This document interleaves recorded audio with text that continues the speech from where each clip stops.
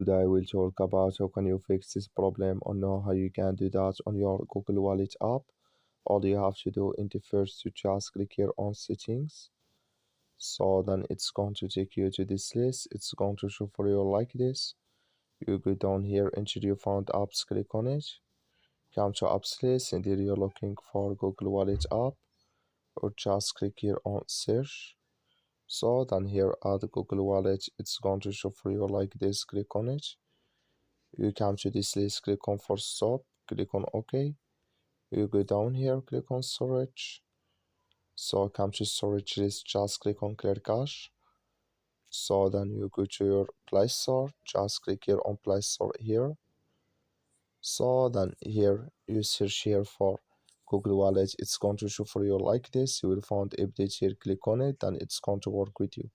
Also, thank you for watching. Don't forget to support us by like and subscribe.